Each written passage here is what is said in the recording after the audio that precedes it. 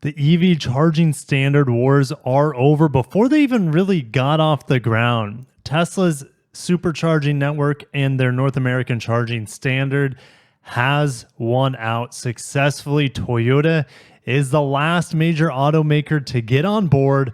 Feel like they're drug into this kicking and screaming. I didn't know anything about this beforehand. Someone sent this to me last night. And it's like, Honda, when they made the announcement, they're like, hey, here's the information beforehand.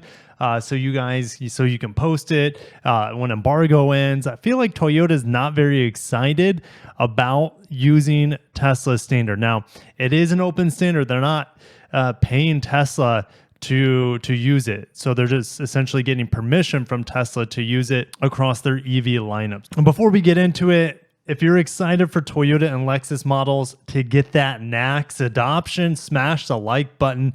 It's just the beginning because so many other automakers are adopting this. But not only that, Honda, General Motors, Stellantis, a couple of the Germans as well, they're building their own network to match or exceed the Tesla supercharging network. They're starting that, I think, in 2025, 2026, and they'll have about 30,000 chargers by the end of 2030.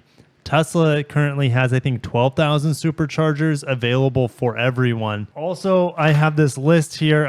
You guys won't be able to read it, but I have a lot of stuff to get done before I head to Japan in just 2 days for the Tokyo Mobility Show, or the Japan Mobility Show, formerly the Tokyo Motor Show. So cannot wait. Got so much stuff to do. Make sure you subscribe so you don't miss my coverage of these upcoming Toyota and Lexus EVs that will be debuted there. All right, so getting back into the press release, Toyota and Lexus customers will have access to more than 12,000 superchargers in North America. Toyota and Lexus to incorporate the NACS ports in certain Toyota and Lexus BEVs starting in 2025. Interestingly, it doesn't say all Toyota and Lexus BEVs starting in 2025. Now, 2026 is when they come out with their next generation platform, skateboard platform, using gigacast and using next generation batteries, using software-defined vehicles and all new software as well. Of course, those will have NACS in it too, but that comes as a Lexus first and then trickles down from there. So Toyota Motor North America today announced it has reached an agreement with Tesla to adopt the North American charging standard on its battery electric vehicles beginning in 2025. In line with Toyota's vehicle electrification strategy that offers a plethora of options for electrified powertrains, Toyota and Lexus customers will have convenient access to more than 12,000 Tesla superchargers across North America. That's just Tesla superchargers. Like I said, by the end of the decade, you're going to have probably 50,000 total fast charging stations with Tesla combined with that joint venture of all those other companies I mentioned earlier. Toyota will incorporate NACS ports into certain Toyota and Lexus BEVs starting in 2025, including the all-new 3-row battery electric Toyota SUV that will be assembled at the Kentucky plant. Additionally, customers owning or leasing applicable Toyota or Lexus vehicles equipped with the CCS standard will be offered access to an adapter to enable NACS charging starting in 2025. So if you have an RZ or a BZ4X, you're still going to have to wait 2 more years to get your NACS adapter. Adapter. I keep thinking of adoption of EVs, but yes, the adapter from CCS to NACS. All right, so the chips have now hit the ground. Here are all the manufacturers adopting NACS and when they're going to do it. Well, they have the announcement, and then they have the additional information here. So I'll put this in the description if you want to read into it, but Acura, Aptera, which Aptera's, who knows if they'll ever get off the ground. BMW, Fisker, Ford, GM, Genesis, Honda, Hyundai, Jaguar, Kia, Mercedes-Benz, Mini, Nissan, Polestar, Rivian, Rolls-Royce, Stellantis, Tesla, Toyota, Volkswagen, and Volvo. I don't know what other manufacturers are out there. I'm sure there are some that aren't coming to mind here, but that is pretty much all the major manufacturers that will be adopting NACS, the North American charging standard. Most of them doing it in 2024, 2025, 2026 time range. Some of them are getting adapter, like Nissan, for example, in 2024, and then most of them are incorporating that NACS port in 2025. Chargepoint is adding NACS connectors to all their chargers. I wouldn't say all their chargers, but they're starting to roll them out now. So that is going to really improve the connectivity of these EVs.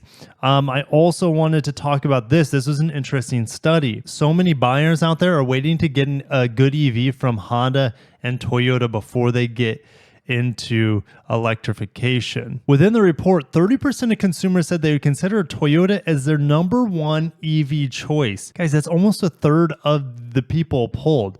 Tesla came in next with 23%.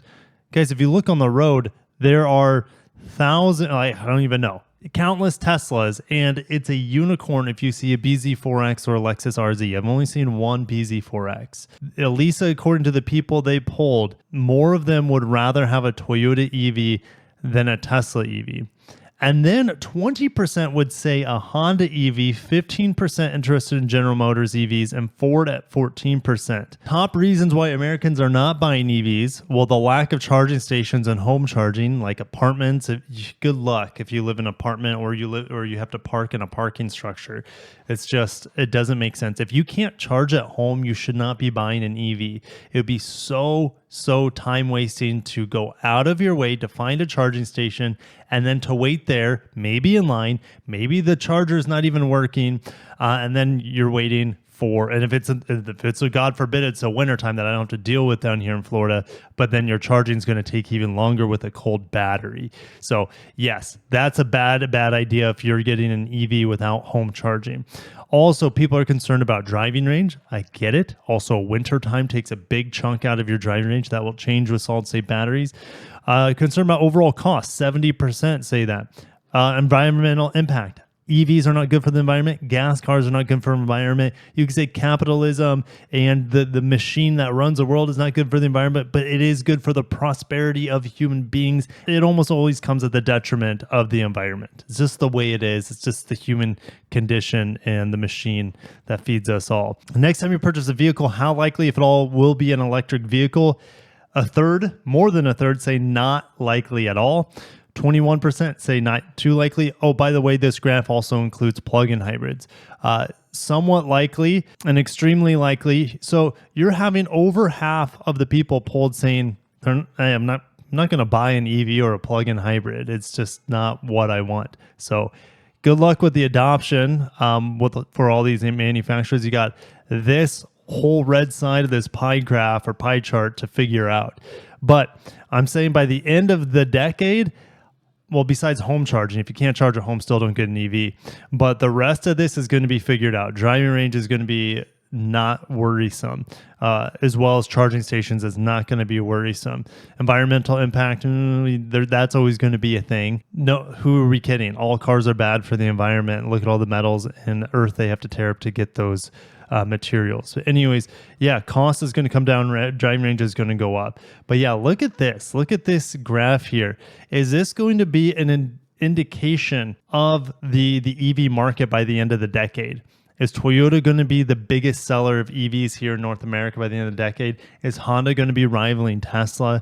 Is General Motors and Ford going to be falling behind? So just because the desirability for Toyota and Honda EVs are high doesn't mean they'll be able to meet the market demand. We know Kia and Hyundai have excellent EVs.